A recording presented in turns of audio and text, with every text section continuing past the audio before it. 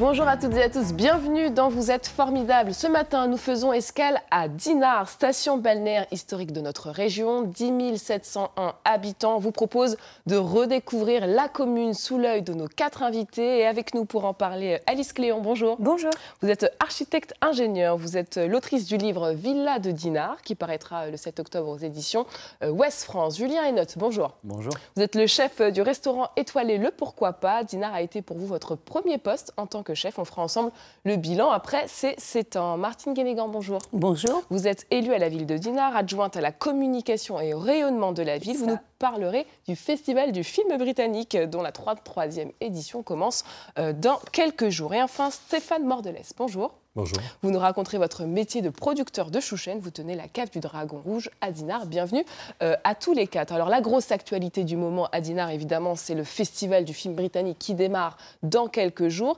Quels sont peut-être les derniers préparatifs à 2 jours de l'ouverture, Martine Guénégan?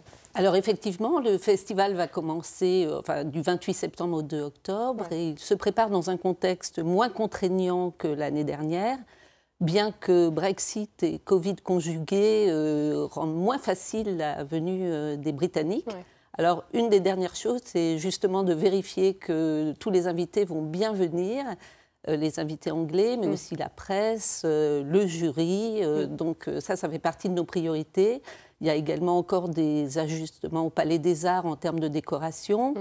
La billetterie qui ouvre aujourd'hui au Palais des Arts. Voilà, donc ce sont les derniers préparatifs avant le grand jour. Et en tant qu'adjointe à la communication, on est traversé par le stress, l'excitation, les deux à la fois. Comment on vit ça ? Oui, c'est les deux à la fois. Effectivement, beaucoup de pression, beaucoup d'effervescence dans les équipes, mais aussi beaucoup d'enthousiasme. Alors, ce festival, je le disais, va vivre sa 33e édition. Qu'est-ce qui attend les festivaliers cette année ? Une programmation très riche, très créative, donc préparée par la directrice artistique, Dominique Green. Beaucoup de petits événements à côté de la projection des films, comme des masterclass, un film interactif où le public pourra voter et qui permettra de changer l'histoire du film en cours de route. Et puis, comme je le disais, une belle programmation en 5 sections. Ouais. Quels sont les thèmes qui seront abordés rapidement ? Alors, rapidement, Girl Power, donc des protagonistes féministes, créatives, qui s'épanouissent chacune dans leur époque. It's Raining Men, des protagonistes masculins dans des situations très inattendues. Okay. Excentrique and freestyle, comme son nom l'indique. On a compris. Le cinéma passé, présent, futur, une exploration du cinéma au travers des époques. Et aussi Highland Eyes, des films d'Irlande qui mettent en avant notamment la langue gaélique. Et cette année, le président du jury, parce que c'est quelque chose qui intéresse énormément, j'imagine, les Dinardais. Alors, cette année, on ne le cache plus, José Garcia. Ouais. Donc, tout le monde le connaît, tout le monde l'a connu sous la période Canal+, avec les duos, les célèbres duos avec Antoine Decaune, et puis bien sûr La Vérité si je mens. Et l'actualité, puisqu'il vient de sortir un film, Canaille. C'est quelqu'un de très enthousiasmant et très enthousiaste à l'idée de venir. Et on suppose qu'il va mettre beaucoup d'ambiance dans le festival. Je parle aux Dinardais qui travaillent ou y vivent. Il y a toujours une certaine curiosité à savoir qui sera le président du jury. Stéphane Mordelès. Bien sûr. Ouais. C'est toujours une attente un petit peu parce qu'on sait très bien que c'est des personnages qui, des personnes du moins connues. Et puis, ça nous intéresse tous, bien sûr. Le Festival du film britannique, est-ce que vous y êtes déjà allé, Julien Enotte ? Alors, j'y participe à notre façon. Ouais. On fait le déjeuner du jury. Donc, c'est pour ça que nous aussi, on aime bien regarder qui fait partie du jury. Ouais. Parce qu'on aura la chance de les croiser, d'échanger un petit peu avec eux. Donc, on suit ça avec intérêt en général. Et c'est quoi le menu cette année ? Le menu, il n'est pas encore tout à fait établi. Mais voilà, ils nous font confiance maintenant depuis toutes ces années. Quelques années, ouais. Donc, on attend toutes les, on va dire, les intolérances, les allergies de tout le monde. Et puis après, on il y a ça sur quoi il faut veiller. Voilà, exactement. Allez, en tout cas, dès la première édition, les stars de cinéma ont toujours répondu présent à Dinard, comme ce fut le cas pour la Britannique Charlotte Rampling. C'était en 1990. On regarde cette archive. Eh bien non, nous ne sommes pas sur la Croisette, mais bien à Dinard, où s'est ouvert hier soir le premier festival du film britannique. Au total, une trentaine de films, dont quelques avant-premières. La plus attendue, Bullseye de Michael Winner avec Roger Moore. Ce dernier est attendu en personne demain samedi. Déjà, un certain nombre de têtes d'affiches britanniques sont présentes sur la côte d'Émeraude. Marc Ruscard, est-ce que ça ne vous fait pas peur un petit peu? Beaucoup de vedettes, autant de vedettes pour un premier festival? Bah écoutez, je trouve qu'au contraire, je suis très content. C'est un vrai plaisir. Faire un festival, c'est s'amuser, se faire plaisir. Et je crois que tout d'abord, si on va au cinéma, c'est pour voir des actrices, des acteurs, pour voir des gens sur un écran, rêver avec eux. Et donc, il fallait des actrices. C'est un immense plaisir d'accueillir Charlotte Rampling. Nous avons Roger Moore, John Hurt, qui est un de mes acteurs favoris. Ben Kingsley demain, c'est formidable. Charlotte Rampling, alors, vous sentez-vous très concerné par ce festival britannique? Parce que vous vivez quand même en France.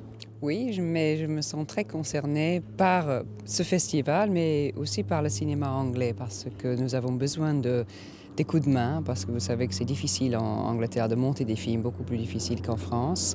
Et il y a un talent énorme en Angleterre qui n'est pas toujours utilisé, donc je suis très contente de pouvoir, si je peux, montrer tout ce que l'Angleterre fait. Alors ce soir, on vous voit dans Paris by Night? Oui, c'est un film anglais donc, que je fais en Angleterre, qui n'est pas encore distribué en France. J'espère que ça le sera, donc nous montrons ça. Bon, on commence le numéro 1, mais c'est avec un esprit quand même de voir ça se développer à Dinard. Ah bah, l'avenir à court terme, c'est de se coucher à 5 h du matin parce qu'on a des journées très chargées, c'est formidable, et beaucoup de films. À long terme, c'est un peu trop tôt pour le savoir, mais je pense que si on continue de la même sorte pendant 3 jours, on est à peu près certain qu'il y aura un deuxième festival et qui sera encore plus formidable parce que c'est parti très fort. Voilà pour cette archive. Un deuxième festival? Est-ce que c'est prévu? Évidemment. Qu'est-ce qui a été finalement à la genèse de ce projet? Qu'est-ce qui a fait qu'à un moment donné, on a voulu célébrer le film britannique à Dinard? Alors le festival, il a été créé en 1989 par un couple de libraires cinéphiles, Thierry de la Fournière. Et compte tenu de son ancrage britannique, il a tout de suite été soutenu par la municipalité. La première année, votre archive en parlait, Roger Moore est venu à Dinard. Et il y a tout de suite eu une couverture médiatique importante qui a pris de plus en plus d'ampleur au fil des années. La production britannique cinématographique était importante. La couverture médiatique aussi, les rencontres entre producteurs français et britanniques lui ont donné une dimension professionnelle qui a fait que s'accentuer au fil des années. Et cet attachement finalement aux voisins anglais, ça fait partie des piliers quand on pense à Trait de la Ville en tant qu'adjointe? Tout à fait. Ben oui, parce que la ville balnéaire a été créée par des Anglais à la fin du 19e et donc toute notre politique culturelle s'appuie sur ces racines. Et comment cet attachement il s'illustre en dehors du festival du film britannique? Il y a d'autres événements avec cet attachement Oui, tout à fait. Déjà, il y a tout un service de ville d'art et d'histoire avec des expositions et avec des visites guidées qui racontent la genèse et l'histoire. Et puis, depuis 2 ans, il y a un nouveau festival qui s'appelle Dinard Opening, qui sont des rencontres musicales britanniques. Multigenres, en fait, dont jazz, pop, rock, et qui mettent aussi à l'honneur les musiciens britanniques. Alors, vous faites également briller la ville de Dinard, Julien Henotte, sur le plan gastronomique, pour le coup. Chef du restaurant Pourquoi pas, je le disais, au sein de l'hôtel Castelbrac. Comment s'est présentée pour vous cette opportunité en 2015 ? Alors, comment on arrive à Dinard, finalement En 2015, j'étais encore à Deauville. Et voilà, je cherchais une première place de chef, justement. Je me sentais prêt à passer le pas. Et puis, voilà, comme souvent dans notre métier, c'est du bouche à oreille, puis du réseau. Et là, on m'a donné le contact de notre propriétaire, Yann Bucaille. Et voilà, j'ai envoyé un mail en lui expliquant mon parcours. Et puis, voilà, que j'aurais aimé participer, justement, à la création de cet hôtel, même si j'en savais très peu à la base. Et vous connaissiez la ville avant ? Oui, bah moi, je suis originaire de Dinan, donc c'est pas très loin. Ouais. Et voilà, je le connaissais étant plus jeune. Ouais. Pourquoi c'était le moment finalement aussi pour vous de revenir aux sources après avoir fait vos classes dans d'autres régions de France? Il y avait cette envie de se dire un jour je reviendrai dans mon pays?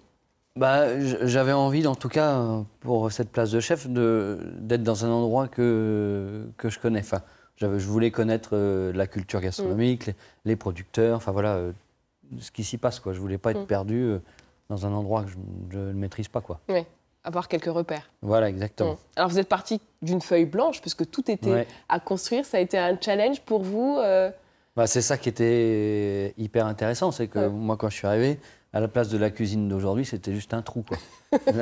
Quand on a visité la première fois, on était en casque de chantier, on m'a dit, bah là, c'est la cuisine. Donc, il faut l'imaginer. Ouais, il faut l'imaginer, c'était un grand trou.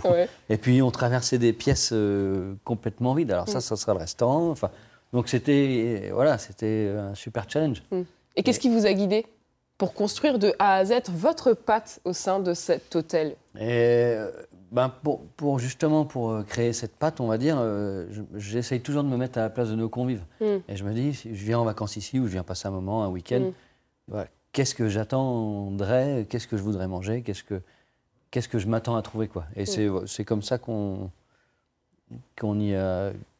a au fur et à mesure trouvé notre style, quoi. Puis il a fallu aussi construire une équipe. Ça, ça, on va chercher des gens qu'on connaît déjà, ou est-ce qu'on se dit, tiens, je vais faire travailler aussi les gens du coin? Alors, le projet de M. Bucaille, justement, c'était vraiment de créer aussi de l'emploi dans la région. Donc, c'est vrai que moi, je me suis entouré de quelques personnes que je connaissais, au moins pour la cuisine et la salle, parce que c'est toujours hyper important. On est des grosses équipes, on a besoin de se connaître. Aujourd'hui, en restauration, entre le bar, le restaurant, les petits déjeuners, la cuisine, on doit être une trentaine de personnes. L'été, donc ça commence à faire du monde. Et puis plus de 50 personnes dans l'hôtel. Ça fait 50 personnes dans l'hôtel l'été. Donc voilà, ça a été un mix des deux, quoi. Des gens du coin, des gens qui sont venus d'un peu plus loin. Et 4 ans plus tard, la première étoile. Oui. Qu'est-ce que ça représente pour vous Beaucoup de joie. Beaucoup de choses aussi, j'imagine. Parce que justement, voilà, on est parti de rien et puis on est arrivé à l'étoile, donc c'est satisfaisant, on va dire. Et en même temps, ça ne change pas non plus. Voilà, c'est un super moment de joie quand on l'apprend. Il n'y a pas un avant-après la première étoile. Ça, c'est un mythe. Si, on va dire sur le cahier de réservation, quoi. C'est vrai que maintenant, ça change quand même le cahier de réservation, on ne se pose plus la question. Le matin, on ne vient plus regarder les réservations parce qu'on sait qu'on est plein. Donc ça, c'est l'avantage. Et en même temps, ça nous facilite le travail, finalement. Parce qu'en termes d'organisation, c'est beaucoup plus simple. Et ça ne vous stresse pas, aussi? Non, le fait de se dire, les gens ont une attente, il y a la première étoile, pas de stress. Alors déjà, je ne suis pas quelqu'un de très stressé à la base. Et puis, voilà, je me dis que si l'étoile Michelin nous a été décernée, c'est pour le travail qu'on a fait et pas celui qu'on espère faire, quoi. Donc maintenant, voilà, après, ça reste pas du stress, mais on va dire, on doit être régulier dans notre travail, quoi. Je crois que vous avez eu l'occasion, Stéphane Mardelès, de vous restaurer. Oui, tout à fait, c'est vrai. Pourquoi pas? Qu'est-ce que vous avez apprécié particulièrement dans la cuisine de Julien Henotte? Déjà, pour le contexte, c'était assez particulier parce qu'on venait sortir du Covid. Donc, on avait le service avec les masques, etc. Donc, ce n'était pas forcément ce qui était très, très plaisant. Mais par contre, c'était aussi le sortie Covid qui faisait qu'on avait envie vraiment de se faire plaisir. Et moi, la première chose que j'ai pensé, c'est tout de suite une belle table. Et donc, j'ai pensé justement au pourquoi pas. Et c'était la première fois que j'y allais. Et ce qui est d'ailleurs l'un des bâtiments ou autres de Dinard qui sont, à mon sens, assez intéressants, c'est le Castelbrac. Parce que, comme disait Julien, c'est parti de zéro, d'un trou. Et il faut voir la vue qu'on a sur Saint-Malo.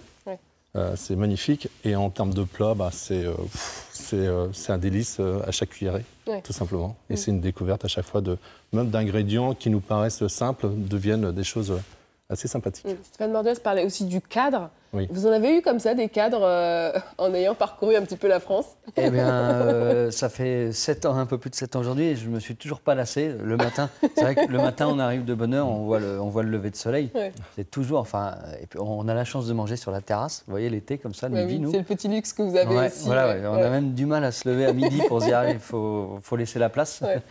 Mais non, on est conscient de la chance qu'on a, quoi. Martine Guénégan, le rayonnement de la ville passe aussi sur le plan gastronomique. C'est quelque chose auquel on tient à Dinard? Ah, bien sûr, parce que la ville de Dinard, c'est un art de vivre, donc ça passe par la gastronomie et par de beaux établissements comme celui du Castelbrac, bien sûr.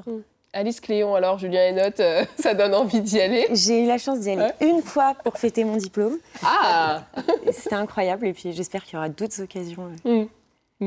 Et justement, je me posais aussi la question à travers cette émission, est-ce que votre cuisine elle a évolué entre le moment où vous êtes arrivé en 2015 et Julien Henotte qui est devant nous en 2022? Qu'est-ce qui a fondamentalement changé?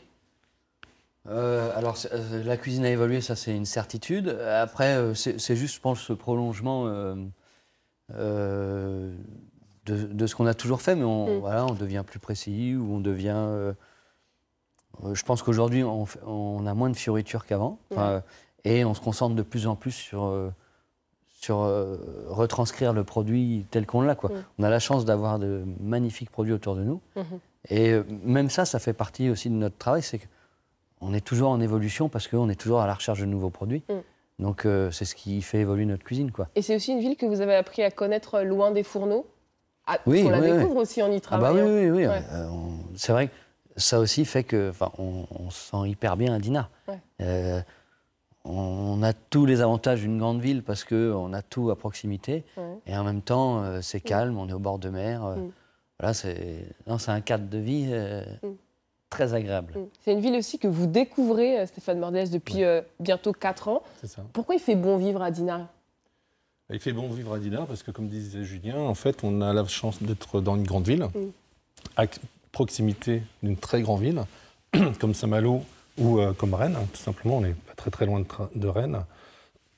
Pardon. Et puis c'est vrai qu'il y a toujours des animations à effectuer. C'est-à-dire que chaque week-end ou chaque jour un peu de repos ou autre, c'est toujours de la promenade, c'est toujours de la découverte. Moi, pour nouveau résident de Dinard.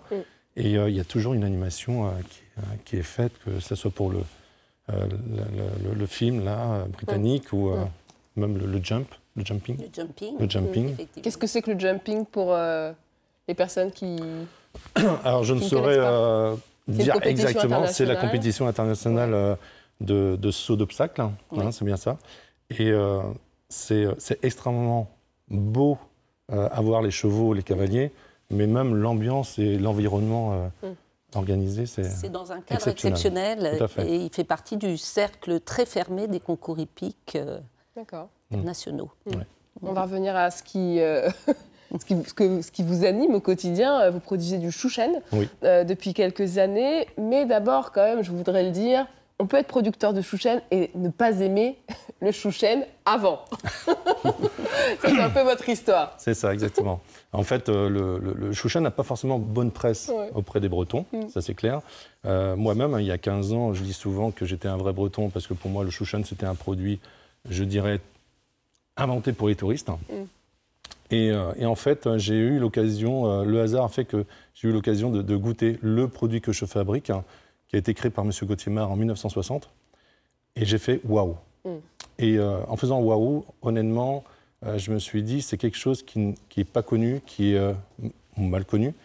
Et j'ai voulu, de peur que ça disparaisse par le fait que M.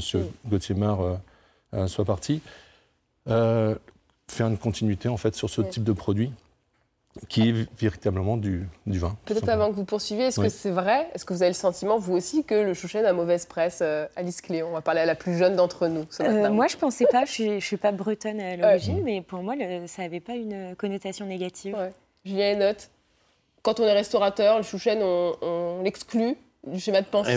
C'est vrai que moi, j'ai eu la chance de goûter la première fois le chouchen dans un restaurant. Et quand on m'a dit que c'était du chouchen, alors j'avais bien senti que c'était pas du vin, mais je me posais la question quand on m'a dit c'est du chouchen. Ouais. Et ça vient d'arriver sur Dinard. Voilà, je me suis vraiment senti bête. Et non, c'est très intéressant. Mais c'est vrai que ça a mauvaise presse, quoi. Ouais. Peut-être, qu'est-ce que c'est que le chouchen, si on devait redonner une définition claire et précise? Alors, en fait, le chouchen, initialement, c'est une boisson partie de la base d'une fermentation d'eau et de miel. Donc, en France, on va appeler ça de l'hydromel au départ. L'hydromel, c'est la plus vieille boisson alcoolisée que l'homme aurait ingérée dans sa vie. Et ensuite, en fait, à travers le monde, vous trouvez de l'hydromel. En anglais, on va appeler ça mead. En allemand, on va appeler ça met. Il y a même un concours. Donc ça, c'est universel quelque part. C'est universel. Il y a un concours international qui se passe régulièrement. Le dernier, c'était à Varsovie, en Pologne. Donc à travers le monde, vous en avez. Et la particularité, c'est que dans les pays celtes, les druides, en fait, à l'époque, ont voulu maîtriser beaucoup plus facilement l'hydromel, qui, contrairement à du vin qui sort d'un cépage de vigne, etc., où on va plus le maîtriser. Un Bordeaux, c'est un Bordeaux, un Bourgogne, c'est un Bourgogne, pour simplifier un peu les choses. Nous, on a la problématique d'avoir une petite abeille qui va choisir, butiner la fleur qu'elle veut et ensuite créer son miel. Et forcément, si la matière première, notamment, par exemple, pareil, sur une recette, si votre matière première est différente, votre produit final sera différent. Et donc, le chouchen, initialement, d'après Gauthier Mar, c'était d'abord maîtriser son miel. Et donc, nous, ce qu'on fait, c'est qu'on a un mélange de types de miel que tous les ans, on essaye de retrouver. Et ensuite, on va créer notre fermentation pour créer l'alcool, qui est l'hydromel. Et ensuite, on va passer à une étape supplémentaire qui va être de la vinification, c'est-à-dire le vieillissement en fût de chêne de notre produit. Contrairement au chouchen de production industrielle qu'on va trouver un peu partout, ça va être un produit qui va être issu de la fermentation et directement mis en bouteille. On va vite fait comprendre que le miel n'a pas le temps de travailler et donc du coup, ça reste quelque chose de très sirupeux. Souvent, on pense à un chouchen, c'est très sirupeux, très chargé en miel. Oui, et en fait, l'avoir déjà goûté. Voilà. Et donc, on a du mal après à s'imaginer de passer un repas avec un chouchen parce que ça va casser un peu les papilles. Et justement, ce que j'ai appris avec vous, c'est qu'il existe plusieurs formes de chouchen, plusieurs types de chouchen. Alors, chez nous, on travaille plusieurs types de chouchen. On va vraiment travailler comme le vin, c'est-à-dire on va avoir du doux, du moelleux, et on va jusqu'à du sec, voire du extra sec. Et ça va permettre de... Alors, moi, je ne suis pas sommelier, je suis simple producteur, mais j'ai la chance de travailler avec différents sommeliers qui, eux, vont l'associer avec différents types de plats. J'ai même été surpris de voir mon chouchen accompagner un dessert à base d'œufs. J'ai même été surpris de voir mon chouchen servi avec du poisson. Et donc, tant mieux. C'est surprenant de découvrir que le chouchen, ce n'est pas forcément cette boisson très sucrée, un peu amère, Julien Henotte. Oui, moi, justement, on me l'avait servi avec un plateau de fromage. Et c'est très intéressant. Et voilà, en plus, c'est de chez nous, donc c'est vrai qu'on a toujours envie de mettre en valeur les produits locaux, quoi. Et la force aussi de ce produit-là aujourd'hui, c'est que beaucoup de chefs s'en emparent dans leur cuisine. Alors, il y a des chefs qui s'en emparent. Pour la plus récente et la moins connue, je vais dire, c'est Anne-Sophie Pic, 3 étoiles Michelin, quand même, à Valence. Oui. Alors, forcément, c'est pas moi qui vais taper aux portes. J'ai la chance, en fait, d'avoir certains sommeliers qui apprécient mon produit, qui s'amusent à faire découvrir mon produit à d'autres sommeliers à l'aveugle. Et du coup, au fur et à mesure, ça rentre sur de belles tables. J'en suis le plus satisfait, tout simplement. Donc, on ne reste pas forcément sur la Bretagne, on va à Paris, on va à Valence pour Anne-Sophie Pic, mais on pousse jusqu'à Strasbourg. Dernièrement, le Resburg, qui est un étoilé à côté de Strasbourg, j'en suis le premier surpris. Alors, on vient de parler d'un hasard de rencontre, parce que Gauthier Mar, c'était une rencontre. Tout à fait. On va parler des hasards de la vie avec vous, Alice Clion, parce que vous êtes arrivée à Dinard après un changement de programme, pour la première fois en tout cas de vacances. C'est ça, exactement. Un changement de destination de dernier moment qui nous a amenés à Dinard il y a peut-être 15 ans et on n'est plus jamais reparti. Coup de cœur de toute la famille. Exactement. Pourquoi ? Dinard, c'est un endroit qui est... En fait, Dinard, c'est le mix entre un paysage naturel incroyable, la côte d'Émeraude qu'on aime tous, et une intervention de l'homme avec toutes ces villas fantastiques qui dominent la mer. On peut que être émerveillé par le paysage dinardais. Et comment on en vient un jour à se dire, tiens, je vais écrire un livre sur les villas de Dinard, parce que vous n'êtes pas la première à y avoir pensé. C'est vrai. Alors en fait, c'est parti avec mes parents, on adore se balader dans les rues de Dinard, admirer les villas, et puis on a beau se balader tous les jours dans les rues de Dinard, on découvre toujours des nouveaux détails sur les villas.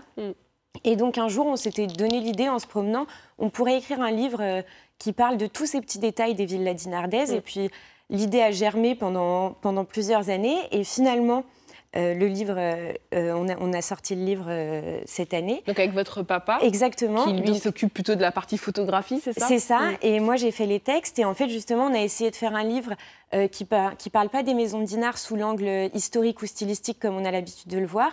Mais là, c'est élément par élément qui chacun correspondent à un chapitre, comme par exemple le chapitre toiture ou le chapitre entrée, qui en fait nous permettent de définir les composants des villas dinardaises. Par exemple, si on prend un exemple tout bête, les fenêtres. Qu'est-ce que vous avez pu noter comme différence, comme détail qui vous a attiré l'œil? Alors, par exemple, sur les fenêtres, on note évidemment le rapport au paysage, qui fait qu'on les positionne pas du tout comme on les positionnerait dans une maison de ville. Ouais. L'idée, c'est d'être le plus largement vitré sur le paysage.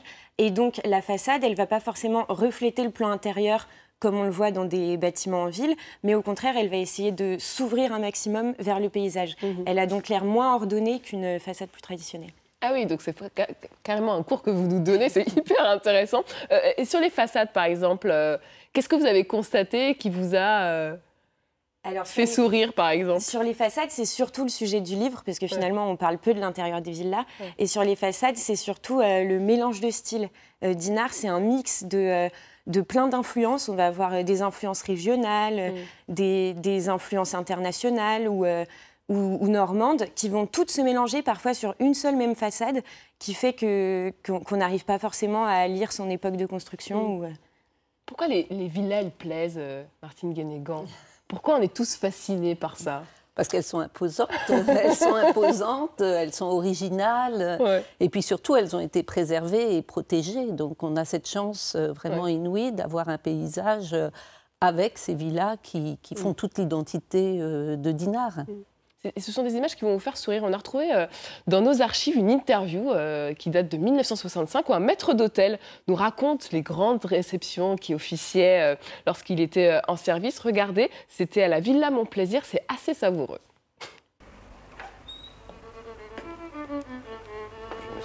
Monsieur, vous désirez? Je désire ressusciter un passé que vous avez bien connu. Je crois que vous en êtes, monsieur, l'un des rares, peut-être même le seul témoin. Oui, je me fais fier, n'est-ce pas, d'être encore dans ce monde.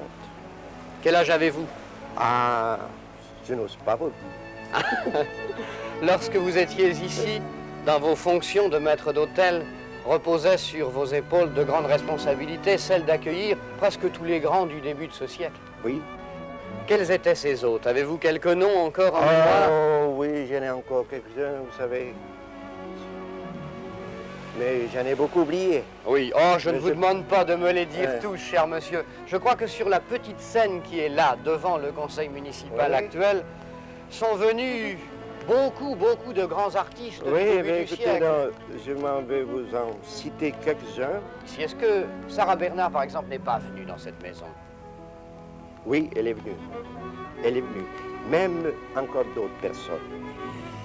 Mais Mrs. Suzalette, vous savez, elle est très forte pour donner des balles, des danses. Je crois que c'était la grande époque des ballets russes. Oui, elle faisait venir des danseuses de Russie. Des tziganes aussi, je crois. Elle avait une troupe de tziganes de 5 musiciens. Combien recevait-on de personnes? Oh, écoutez, mon cher monsieur, la salle était pleine. 200, 300? Ça dépend. Oui. Quand il y avait un buffet après le bal, peut-être même pendant le bal, 300, 400 personnes. Et combien de bouteilles de champagne? À peu près dans les 300 ou 400. À la place de ces éclairages au néon que j'ai vus tout à l'heure, il y avait, je crois, un superbe lustre de cristal. Oui, il y avait un superbe lustre de cristal qui a été enlevé, qui avait de 80 lampes qui brillaient dans du cristal.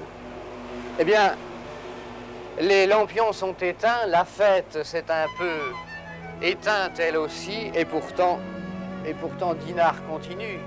Dinard, c'est toujours du présent, non? C'est toujours du présent, mais... Voilà, pour cette petite pépite de 1965, j'imagine que les réunions du conseil municipal ne sont plus de la même teneur à la Villa Mon Plaisir. Voilà, c'est ce que j'allais vous dire, je la fréquente tous les jours, mais pour d'autres raisons. J'imagine que vous en avez parlé dans votre livre de cette villa. Qu'est-ce qui fait son charme, finalement, à cette bâtisse ? C'est un peu ce que je vous disais, et comme toutes les autres, finalement, l'aspect fantaisie qu'on retrouve sur les façades, les différentes couleurs, les variétés de matériaux qui font sa particularité. Alors, qu'est-ce qui fait aujourd'hui une villa dinardaise ? Qu'est-ce qui fait que ça ressemble à une villa dinardaise ? Eh bien, c'est comme je vous le disais, le fait que ça se distingue du modèle urbanistique. On est clairement dans le mode de vie balnéaire. On a envie de voir et être vu. On a envie de fantaisie. Et c'est pour ça qu'on apporte des variations de couleurs et de style sur les façades. Et votre préférée, c'est laquelle ? J'en ai deux. C'est pas facile de choisir. Il y a, bien sûr, il y a la villa Greystone. Alors pour le coup, en plus, elle n'a pas cet aspect fantaisiste pas du tout, oui. Elle se démarque un peu d'ailleurs. Elle se démarque, mais d'un côté, elle est en continuité de matériaux avec son environnement. Elle est en belvédère sur la mer. Elle est largement ouverte. Elle est incroyable. Et la deuxième, c'est la Villa Saint-Germain. Alors elle, qui est plus dinardaise. Et pareil, c'est pour son implantation, où elle bénéficie de, je pense, au moins 300 degrés de vue sur Saint-Malo, la mer, la plage de l'Écluse. Ça doit être assez incroyable. Et on se dit, on a peut-être raté notre vie, on n'est pas châtelain. Exactement.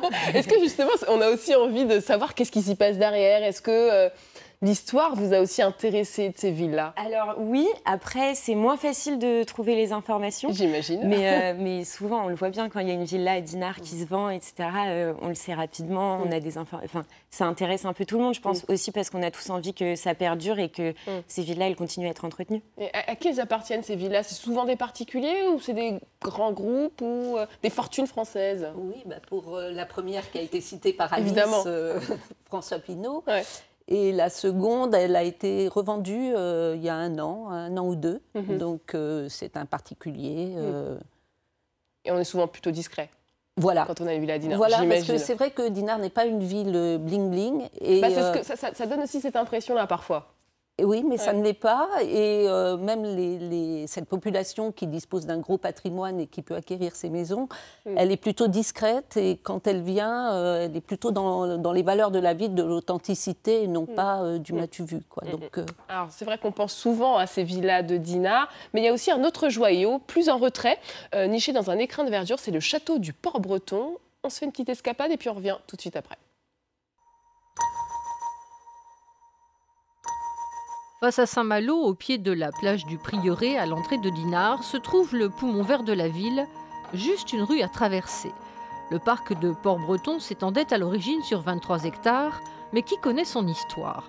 On le doit à Lady Meyer Sassoon. Née en Inde, cette Britannique passe plusieurs étés dans la station de la Côte d'Émeraude. En 1923, éprise des lieux, elle fera construire ici un château balnéaire et son parc pour mener une vie fastueuse. Elle va faire l'acquisition de tous ces terrains qui sont en friche pour construire une demeure, je dirais, presque royale. On voit ici des personnages célèbres. Churchill va découvrir ce parc comme il est peintre. Il va s'adonner à cette peinture et on a retrouvé des peintures qui effectivement illustrent Port-Breton. Côté mer, le château surplombe une vaste pièce d'eau, beaucoup plus imposante à l'origine. Rien n'est trop beau pour la propriétaire afin de recevoir ses hôtes dans sa demeure. Quant à la bâtisse, elle la veut grandiose, sur un modèle 17e à la française, symétrique et classique, avec une concession à l'architecture manoriale bretonne. Porches et colonnes côté roseraie apportent une touche anglaise à ce qui sera l'un des derniers châteaux de bord de mer de Dinard. Une très grosse parcelle avec une très grosse architecture dessus et en complément de cette architecture, des éléments comme des maisons d'invités, des communs, des garages. Ici, il y a eu des serres, des terrains de tennis, etc. C'est vraiment quelque chose d'imposant. Et c'est l'un des derniers. Pourquoi ? Parce que traditionnellement, ces châteaux de bord de mer, leurs propriétaires, leurs commanditaires ont plutôt cherché les promontoires, les isthmes, les situations un petit peu en hauteur, justement pour avoir la meilleure vue possible, non pas sur la mer, parce que dans les premiers temps, ce n'est pas la mer qu'on vient chercher ici, c'est le paysage pittoresque qui s'offre sur Saint-Malo, au-dessus de l'estuaire de la Rance. Du temps de Lady Meyer-Sassoon, Port-Breton va connaître ses belles heures. Lieu de villégiature, arboré et fleuri, havre de paix, le domaine connaît aussi de splendides réceptions destinées à la haute société et même aux têtes couronnées. Le plan d'eau invite à admirer la façade du château, puis au-delà des marches se découvre en arrière une splendide roseraie et plus loin la pièce maîtresse, le jardin hollandais. Il y en a peut-être 3 en Bretagne, je ne sais pas, c'est vraiment une rareté. C'était quelque chose d'extrêmement soigné avec des parterres de plantes vivaces, etc. Et qui était quelque chose de très original. Et donc c'est un jardin qui est régulier, avec une allée en croix, avec des parterres qui entourent le jardin. Et en général, on descend quelques marches. Il peut y avoir 1 ou 2 paliers. Et quelquefois, il y a une fontaine au centre. C'est un jardin qui est inspiré des jardins du Moyen-Âge, en fait. Durant la Seconde Guerre mondiale, Port-Breton est occupé par les Allemands. Ce sera la fin des réjouissances. En 1942, il y a un incendie lors du départ d'une troupe allemande. On ne sait pas pourquoi. Le manoir va brûler. Et Mrs. Sassoon ne veut pas voir le désastre, elle ne reviendra jamais à Dinard. Dans les années 50, Port-Breton est racheté par le groupe textile Boussac. Il y installera des colonies de vacances pour les enfants de ses employés. Puis le site Périclite. Acquis par la ville dans les années 80, remis en état, le château héberge aujourd'hui des associations. Le parc, lui, est ouvert à tout promeneur et pris de nature. Voilà pour ce reportage, j'imagine que vous connaissez tous le château de Port-Breton, mais vous avez quand même appris des trucs? Oui. Ouais. Quoi, par exemple, l'histoire, tout simplement. Ouais. Déjà, l'histoire, d'où ça venait, et puis oui, c'est vraiment un parc très sympathique. Alors, un dimanche à Dinard, si vous deviez m'emmener un dimanche à Dinard, Julien et Note, vous m'emmeneriez où? Je ne vais pas y arriver. Avant d'aller au pourquoi pas, je vous emmènerai aux Halles. Évidemment. Non, les Halles de Dinard, moi, c'est un endroit que j'aime bien. Enfin, c'est vivant, c'est ouvert toute la semaine, donc ça fait partie des endroits que j'aime bien à Dinard. Ouais. Une adresse coup de cœur, Stéphane Mordelès, à part la cave du Dragon Rouge. Oui, à part la cave du Dragon Rouge, une adresse coup de cœur. Moi, c'est la promenade justement au clair de lune, qui est magnifique, que ce soit en hiver, en été, au printemps, à l'automne. Et justement, on est en dessous de toutes ces belles villas et donc on apprécie encore plus. Alors, Alice Cléon, qu'est-ce qui vous manquerait pour vous installer à Dinard?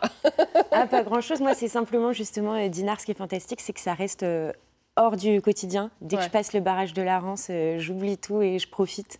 Donc, j'aime bien que ça reste comme ça et c'est pour ça que pour l'instant, j'y habite pas et que c'est pas prévu. On a le sentiment de vivre dans une ville où on est en vacances presque le week-end. Complètement, même la semaine. Même la semaine, le matin avant d'aller au travail, c'est un plaisir d'aller se promener au bord de mer. Le soir également. C'est toute l'année. Et justement, pour continuer à faire rayonner cette ville, parce qu'il y a une population qui change aussi, il n'y a pas que des propriétaires de villas, quels sont les chantiers pour la ville dans les prochaines années? Il faut prendre en compte les mutations sociologiques, parce qu'il y a de plus en plus de résidents secondaires qui passent plus de temps à Dinard, et puis de nouveaux arrivants aussi, qui sont souvent des urbains, et qui ont des repères en termes d'offres culturelles, sportives. Donc le rayonnement, ça passe par, c'est en fait transversal à plusieurs politiques, et notamment culturelles, événementielles et sportives. Donc nous sommes attachés à renouveler en permanence l'offre dans ces domaines, de façon à ce que la ville vive toute l'année et pas simplement en période saisonnière. Et quels sont les projets qui vont peut-être voir le jour dans les prochains mois, prochaines années? Alors après le Festival du film, la Route du Rhum, où là aussi on a envie de porter notre regard, donc c'est un événement malouin, mais n'étant séparé que par le barrage de la Rance, on a envie que Dinard porte son regard sur la Route du Rhum au travers de conférences, tables rondes, et puis exposition. Puis après, on arrive tout de suite dans les fêtes de Noël, dans les festivités. Et après, on reprend le rythme des expositions d'hiver et des salons. Enfin, une activité très riche. Et merci beaucoup à tous d'avoir participé à notre émission ce matin. Merci à vous qui nous regardez chaque matin sur France 3 Bretagne. Votre prochain rendez-vous régional, c'est à midi avec le JT. Je vous souhaite quant à moi une très très belle journée. Et puis on se dit à demain, même heure, même endroit. Bonne journée.